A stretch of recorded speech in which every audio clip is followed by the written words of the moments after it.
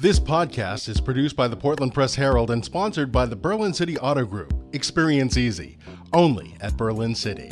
Hi, this is Greg Kesich. I'm the editorial page editor at the Portland Press Herald. And this week I wrote my column on Mark Trail. More likely, I wrote my column on the author of Mark Trail, a cartoonist and author-illustrator in Georgia named James Allen.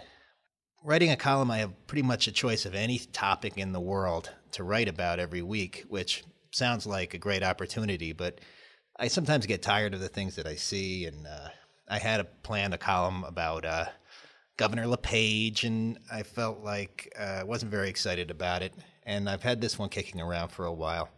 We called it Online Detractors Won't Mark the End of James Allen's Trail, and it appeared in Wednesday, August 24th's newspaper. The genesis of the column was a series of letters to the editor I started getting late last spring. We don't usually get letters on comics, except for the time that we removed Doonesbury from the newspaper. Briefly, we got a lot of letters, as many letters as I've ever gotten on any topic ever, and I'm including like presidential elections and things of that nature.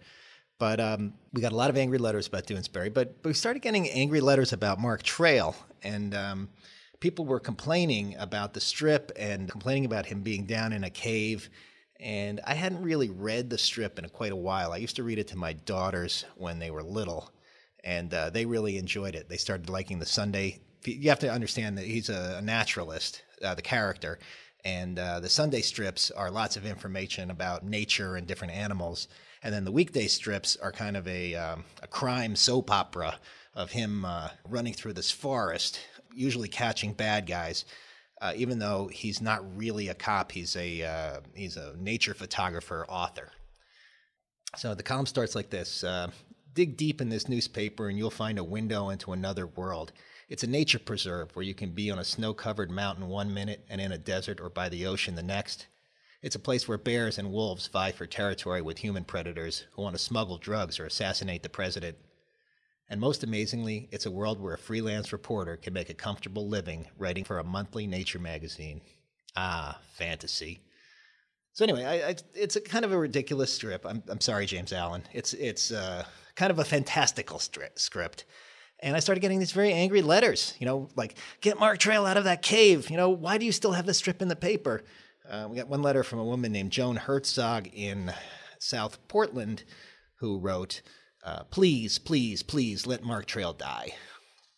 So I started reading the strip again, and I could see that the art was a little racier than it had been in the days when my kids were little. They're in their 20s now.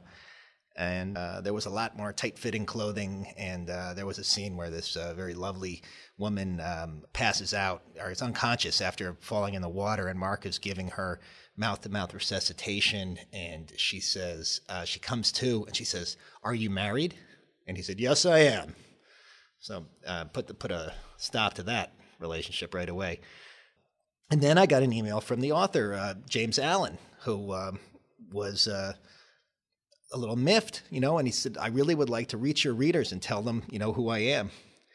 And we had some back and forth, and he told me this really kind of remarkable story. I'll read from the column. In 2004, Allen was working as a manager for UPS in the Atlanta area, drawing independent comic books as a hobby. A friend introduced him to Jack Elrod, the 79-year-old artist and writer who had been involved with Mark Trail for 40 years, starting as an assistant to its creator, Ed Dodd, and then taking over when Dodd retired in 1978. Allen said the meeting changed his life. Here's what I'm supposed to do, he suddenly realized. Allen, now 49, had grown up in Gainesville, Georgia, the hometown of both Dodd and Elrod. He said there were streets named after Mark Trail characters, and some of Dodd's tools and artwork were set up in a small museum in his honor. As a child, Allen could always draw better than the other kids, and knowing that there were two professional artists from his hometown gave him the idea that it could be a career. As he got older, he gravitated towards horror and science fiction, but Mark Trail had always been on the back of his mind. So he meets Jack Elrod, and he starts doing a little bit of artwork for him, drawing backgrounds and helping him with the Sunday strips. And gradually, over 10 years, he took on more and more of the creator job. And then 2014, Elrod retired, and James Allen took over, and he's living his childhood dream. From when he was a little boy, he's drawing a daily strip in a newspaper strip that's running like all around the world, 175 papers. And it struck me as this thing that you see in newspapers. There's a lot of very old traditional things in newspapers, not unlike what I do. Writing the editorial every day is something that goes back 100 years or so. The comic strip, Mark Trail, has existed for 70 years, since 1946. And it's a kind of thing that if you notice it at all, you just always assume it's going to be there. It always has been there. And you forget that it's there's somebody working away in a studio out there in Georgia somewhere. Allen, since he's taken over, he's changed some things. A lot more characters wearing bikinis now. Mark uses a cell phone. He never did that before. He used to have a phone with a curly cord. If you read the strip in the past, you'd remember that anytime you saw anybody with big sideburns or a bad mustache, they were an evil villain. But Allen says he's changed that. And I notice from his picture, he has a goatee himself. But some things will never change, like the elasticity of time. The strip is always in the present day, but no one ever gets any older. Mark and his shiny black hair have been 33 since 1946. His adopted son, Rusty, is permanently 12. Andy, the St. Bernard, has stayed in robust good health for decades.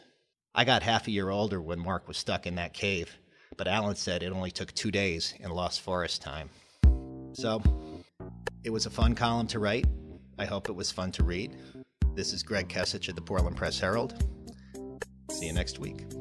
Thank you for listening to the Portland Press Herald podcast. The Press Herald podcast is now available in iTunes. Visit our website at pressherald.com, and you can also email us at podcast@pressherald.com.